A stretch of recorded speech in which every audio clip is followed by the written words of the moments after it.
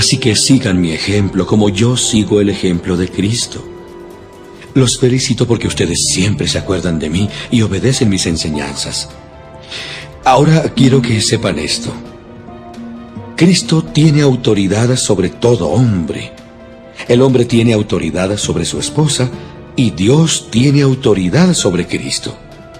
Si el hombre ora a Dios o habla en su nombre con la cabeza cubierta, no le da a Cristo la honra que merece. Y si la mujer ora a Dios o habla en su nombre sin cubrirse la cabeza, le falta el respeto a su esposo. Es lo mismo que si se afeitara la cabeza. Si la mujer no quiere cubrirse la cabeza, entonces que se la afeite.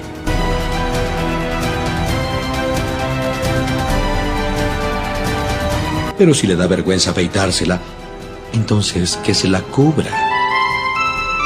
El hombre no debe cubrirse la cabeza, pues fue hecho parecido a Dios y refleja su grandeza. La mujer, por su parte, refleja la grandeza del hombre, porque Dios no sacó de la mujer al hombre, sino que del hombre sacó a la mujer. Y no creó Dios al hombre para la mujer, sino a la mujer para el hombre.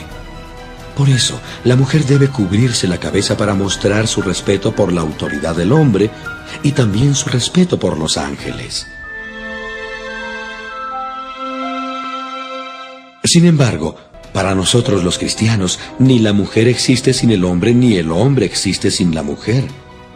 Es verdad que a la primera mujer Dios la sacó del primer hombre, pero también es verdad que ahora todos los hombres nacen de una mujer. Pero tanto el hombre como la mujer y todo lo que existe han sido creados por Dios. Piensen ustedes mismos si está bien que la mujer ore a Dios con la cabeza descubierta. Según nuestras costumbres, es una vergüenza que el hombre se deje crecer el cabello, pero no lo es que la mujer se lo deje crecer. Y es que Dios le dio el cabello largo para que se cubra la cabeza. En todo caso, si alguien no está de acuerdo con esto y quiere discutirlo, le digo que ni nosotros ni las iglesias de Dios conocemos otra forma de actuar.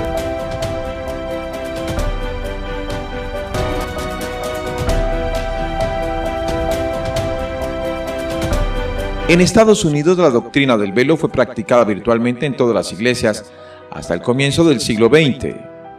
Esta fecha es interesante porque coincide con la primera ola feminista. Aunque la práctica continúa en muchas iglesias, desde aquel tiempo en adelante, el símbolo del velo entró en decadencia. Después, en la década de 1960 y 1970, el número de mujeres que practicaban la doctrina del velo descendió radicalmente. Una vez más, esto coincide con otra ola del feminismo. Durante la década de los años 60, el movimiento de liberación de la mujer se extendió por todo Estados Unidos. Tal vez estés preguntándote si la relación entre el feminismo y el declive de la doctrina del velo es mera coincidencia. Sabemos que no fue una coincidencia debido a que el movimiento feminista organizó sus esfuerzos para erradicar este símbolo, pues entendían que el hecho de que una mujer cubriese su cabeza era sinónimo de sumisión a la autoridad masculina, y es por ello que lo odiaron. La Organización Nacional de Mujeres, por sus siglas en inglés WON, es un movimiento feminista fundado por Betty Friedan, autora del libro La mística de la feminidad, en 1968. Ellas reunieron sus tropas para lograr un desvelo nacional, he aquí que lo mencionaron. Debido a que el uso del velo en los servicios religiosos simboliza la sumisión de la mujer, recomienda a todas sus divisiones que realicen un esfuerzo para que todas las mujeres practiquen un desvelo nacional, enviando sus velos al presidente del grupo de trabajo. En la reunión de primavera del grupo de trabajo de la mujer y religión, estos velos serán quemados públicamente para protestar contra el estatus de segunda clase que las mujeres tienen en las iglesias. La Organización Mundial de Mujeres reunió todas sus divisiones para realizar un esfuerzo y detener la práctica del velo. Este símbolo, junto con su significado, les causó bastante indignación que realizaran una quema pública de velos. Tristemente, sus esfuerzos lograron lo que buscaban. El New York Times publicó un artículo que mostraba cómo el feminismo era responsable en gran parte de la quiebra de la industria sombrera, manufactura de sombreros y tocados. Ellos decían, a medida que los peinados Beckham ganaran popularidad en la década de los años 60 y al mismo tiempo que el movimiento feminista logra hacer aceptable para la mujer dejar sus sombreros en la casa, la industria palideció. El teólogo, el señor Sproul, nota la perturbadora conexión. También me perturba que, En Estados Unidos, la tradición de que la mujer cubra su cabeza haya muerto al mismo tiempo que presenciamos una revuelta cultural en contra de la autoridad del esposo sobre su mujer. No podemos ser ingenuos al hecho de que hemos sido influenciados por la cultura que nos rodea. El pensamiento igualitarista ha permeado en las iglesias, popularizando las creencias de que el hombre y la mujer no desempeñan papeles diferentes en el hogar. El hombre no tiene la responsabilidad dada por Dios de liderar y que la mujer no necesita someterse a su marido, y que dentro de la iglesia todos los oficios están abiertos a la mujer. Este sistema de creencias, junto con la presión de la cultura, ocasionó que el símbolo del velo dejara de ser popular hasta desaparecer. La doctrina del velo no se perdió inocentemente en los Estados Unidos, sino que su desaparición está unida al rechazo de los papeles bíblicos del hombre y de la mujer. Ahora quiero que sepan esto. Cristo tiene autoridad sobre todo hombre. El hombre tiene autoridad sobre su esposa y Dios tiene autoridad sobre Cristo.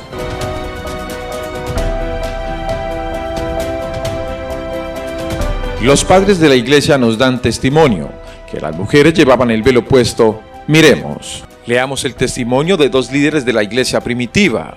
¿Qué hará la mujer cristiana si se descuidara esta ordenanza? ¿Callará la oración espontánea de agradecimiento? ¿Se enfrentará a la tentación sin el arma de la oración? ¿Dejará de cumplir con su Señor privando a un alma necesitada de un testimonio? Tertuliano, un líder de la iglesia que vivió en los años 160 después de Cristo, escribe que no solo las mujeres casadas, sino también las vírgenes usaban el velo en las iglesias, que fueron establecidas en la época apostólica. Pero amonestamos a las mujeres que no dejan esta disciplina del velo ni por un momento, ni siquiera por una hora. Otro líder cristiano de la antigüedad, Crisóstomo, testifica que en su época también todas lo llevaban. ¿Desafiará al Señor y menospreciará su mandato orando y testificando sin el velo? ¿Deshonrará a su Señor o usará el velo durante todo el día para así concentrarse todo el tiempo en comunión con su Dios, dispuesta para testificar? Esto lo decía Crisóstomo en el año 344 después de Cristo. En las catacumbas, un conjunto de pasillos y cuartos subterráneos debajo de Roma, donde se escondían los cristianos durante tiempos de persecución, se pueden ver muchos dibujos en las paredes hechos por los cristianos de los primeros siglos. En esos dibujos, las mujeres tienen la cabeza cubierta con un velo.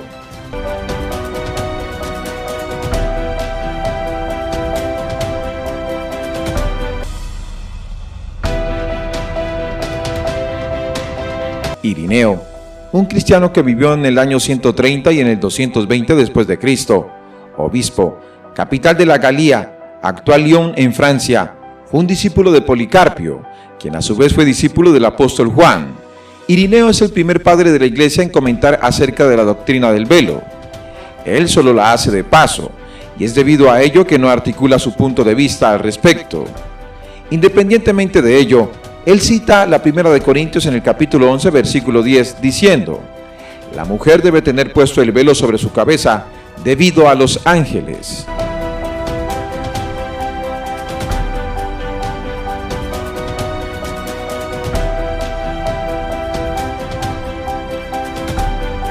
Hipólito, otro cristiano que vivió entre el año 170 y 236 después de Cristo, presbítero de la iglesia romana al comienzo del tercer siglo, decía, mientras proporcionaba instrucciones acerca de las reuniones de la iglesia, dijo: que todas las mujeres cubran sus cabezas con un paño opaco.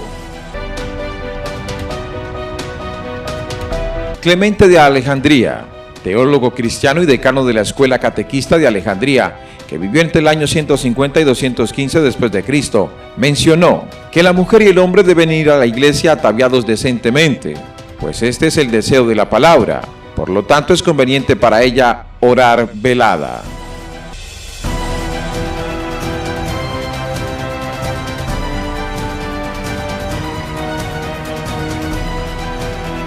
Tomás de Aquino, un patrono de la Iglesia Católica, que vivió entre el año 1225 y 1274, fraile dominico italiano, sacerdote, teólogo y filósofo influyente, considerado por la Iglesia Católica como su más grande teólogo y uno de los 33 doctores de la Iglesia. Él dijo: en el orden natural, un velo sobre la cabeza señala la autoridad de otro sobre la persona que lo usa.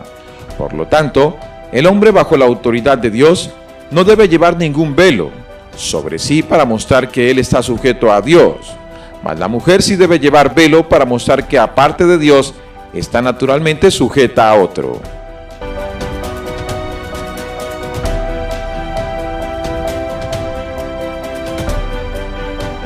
Jerónimo, autor de la primera Biblia, que vivió entre el año 347 y 420 después de Cristo, un renombrado académico cristiano, mejor conocido por haber traducido la Biblia al latín, titulada la Vulgata.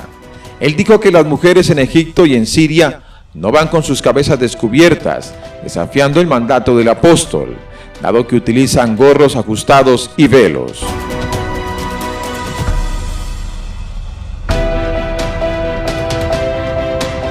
El obispo Agustín de Hipona, que vivió entre 354 y 430 después de Cristo, escribió lo siguiente: no es apropiado incluso en mujeres casadas descubrir su cabello, dado que el apóstol ha ordenado a la mujer mantener su cabeza cubierta.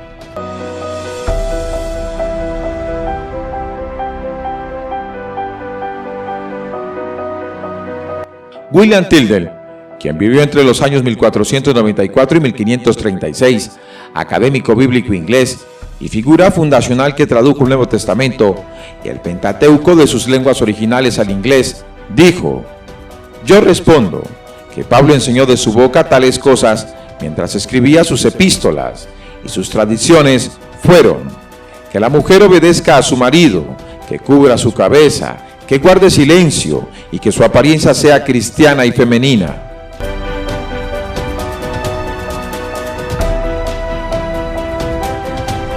Martín Lutero, quien vivió entre los años 1483 y 1546, teólogo alemán que fue el catalizador detrás de la Reforma Protestante, dijo: la mujer no fue creada aparte de su cabeza, esto para que no gobierne sobre su marido, sino que esté sujeta y sea obediente a él.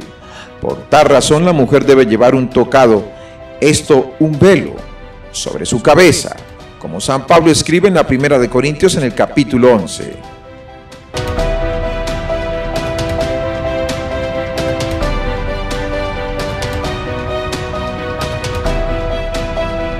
John Knox, quien vivió entre los años 1514 y 1572, es conocido como el campeón de la Reforma de Escocia, clérigo escocés y líder en la Reforma Protestante, que junto con otros 5 reformadores escribió la Confesión de Fe escocesa y estableció que la Iglesia Presbiteriana Reformada citó los escritos de Juan Crisóstomo al defender la doctrina del velo diciendo: es cierto, Juan Crisóstomo, quien vivió entre los años 1347 y 407 después de Cristo, arzobispo de Constantinopla, escribió un comentario sobre la Primera de Corintios en el capítulo 11.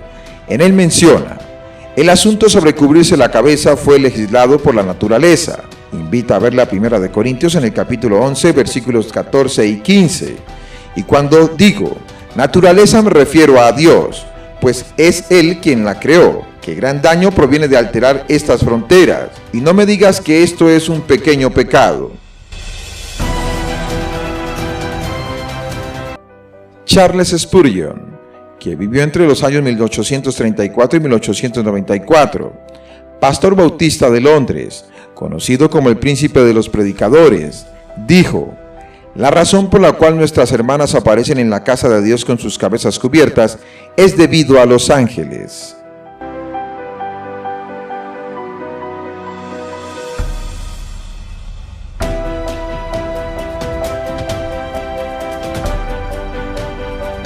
Resumen histórico. Como hemos visto, los testimonios acerca de las prácticas del velo se encuentran documentados desde el siglo II. Muchos de los teólogos cristianos más brillantes e influyentes enseñaron que dicha doctrina se debe practicar en su propia cultura y época. No es una nueva doctrina, más bien es una enseñanza con una rica historia que hasta hace poco ha dejado de ser practicada.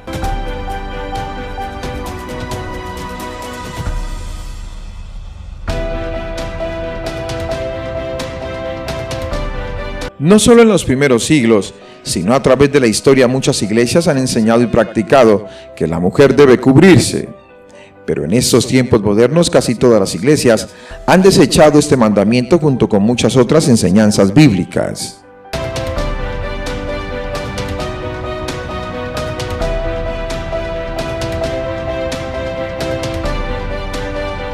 ¿Ha cambiado Dios su palabra? ¿Acaso tiene razón los que no practican este mandamiento bíblico en sus congregaciones? Consideremos lo que dice la Biblia citando 1 Corintios en el capítulo 11, texto mal traducido en la Reina Valera y otras versiones de la Biblia. Por el contrario, a la mujer dejarse crecer el cabello le es honroso, porque en lugar de velo le es dado el cabello. Hay mucha confusión que se ha originado con este versículo. Dice el versículo 15, por el contrario, a la mujer dejarse crecer el cabello le es honroso, porque en lugar de velo le es dado el cabello. Pues algunos concluyen que el cabello largo le es dado por velo, pero esta confusión se acaba cuando consideramos el texto original. La palabra griega usada aquí para cubierto es peribolabión, que literalmente significa algo envuelto o echado alrededor. Esa palabra peribolaión también se encuentra en el libro de Hebreos, en el capítulo 1, en el versículo 12, y dice, y como un vestido lo envolverás, y serán mudados, pero tú eres el mismo, y tus años no acabarán. Es el único otro verso que usaba la palabra como un vestido lo envolverás, o sea, traducido a peribolaión. Esta es una palabra completamente diferente a catacalupto, que es el velo mencionado en los versículos 5, 6, 7 y 13. Recuerde su significado, algo que cuelga y que cubre completamente. Texto mal interpretado y mal traducido en algunas Biblias. Entonces tenemos dos cubiertas. Una cubierta es el velo artificial, o sea, el manto de tela, el manto de oración, peribolaión en griego. Y tenemos la otra cubierta que es el pelo. Entonces también tenemos el otro velo, o sea, el pelo, que es una cubierta natural de la mujer, catacalupto. Este es el otro velo de la mujer. Pero nunca el apóstol Pablo se está refiriendo de que la mujer no debe cubrirse, simplemente es un hebraísmo. La mujer debe cubrirse por causa de los ángeles. Y también dice el apóstol que debe cubrirse por causa de su esposo. Tenemos dos velos, o sea, el velo natural y el velo artificial. Entonces el apóstol está empleando un hebraísmo, que la mujer debe tener el cabello largo y sobre el cabello cubrirse con un velo, y no debe cortarse el cabello porque el cabello le sirve de velo para que no se parezca a una mujer prostituta, porque en ese tiempo las prostitutas andaban rapadas. Entonces el apóstol lo que está diciendo es que las mujeres de Corintios se cubran con un velo porque no se querían cubrir, por eso las manda a cubrirse.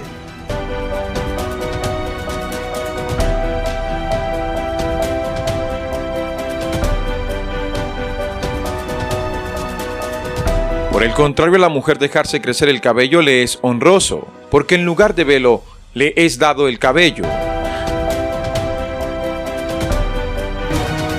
En 1 Corintios capítulo 11, en la Biblia Kadosh Israelita Mesiánica, en el versículo 15, dice, pero una mujer que usa el cabello largo realza su apariencia, porque su cabello ha sido dado a ella para cubrirse.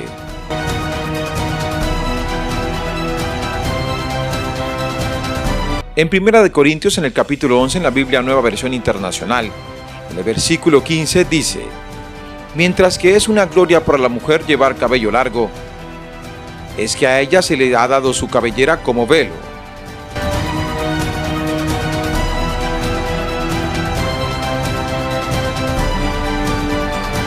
En 1 Corintios capítulo 11, en la Biblia Nueva Traducción Viviente, en el versículo 15 dice, ¿acaso el cabello largo no es el orgullo y la alegría de la mujer? Pues se le dio para que se cubra.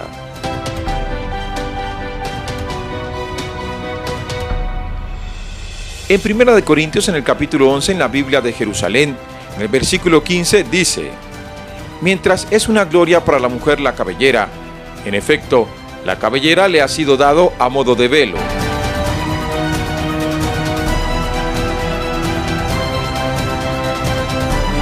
En 1 Corintios, en el capítulo 11, en la Biblia versión israelita Nazarena, en el 2011, en el versículo 15, dice, mientras que para la mujer es una honra llevar la cabellera larga, porque la cabellera larga se le ha dado para cubierta.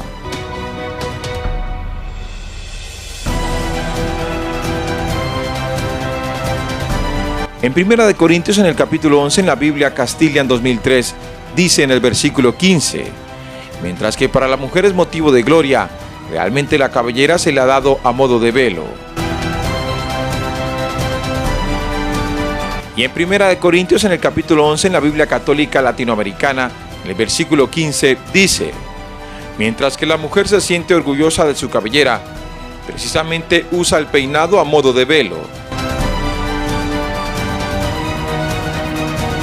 Y en 1 Corintios, en el capítulo 11, en la Nueva Biblia Española, en 1975, en el versículo 15, dice: mientras a la mujer el pelo largo la favorece, porque el pelo largo va bien como un velo. Y en el Nuevo Testamento, versión textual hebraica, en el Código Real, versículo 15, dice: por el contrario, a la mujer dejarse crecer el cabello le es honroso, porque también respetuoso como el velo es su cabello.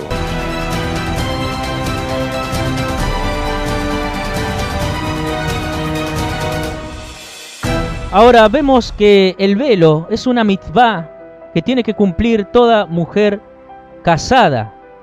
Amén. Es una mitzvah, es un mandamiento que tiene que cumplir toda mujer casada. Y cuando se está en la congregación, si es casada o no es casada, desde las más adultas hasta las más niñas, tienen que usar parojet, tienen que usar el velo también. Vamos a ir a Bereshit, Génesis, capítulo 24, versículo 65. Bereshit, Génesis, capítulo 24, versículo 65. Porque había preguntado al criado: ¿quién es este varón que viene por el campo hacia nosotros? Y el criado había respondido: este es mi señor. Ella entonces tomó el velo y se cubrió. Vamos a ir a Números, capítulo 5, versículo 18. Números, capítulo 5, versículo 18. Y el sacerdote hará que Elías se acerque y se ponga delante de Jehová. Luego tomará el sacerdote del agua santa en un vaso de barro. Tomará también el sacerdote del polvo que hubiere en el suelo del tabernáculo y lo echará en el agua. Y hará el sacerdote estar en pie a la mujer delante de Jehová, y descubrirá la cabeza de la mujer, y pondrá sobre sus manos la ofrenda recordativa, que es la ofrenda de celos. Y el sacerdote tendrá en la mano las aguas amargas que acarrean maldición. Resaltamos en esta cita: descubrirá la cabeza de la mujer. Eso lo pueden subrayar. La descubren a la cabeza por adulterio, pero a lo que vamos aquí, que se tiene que usar velo en la mujer.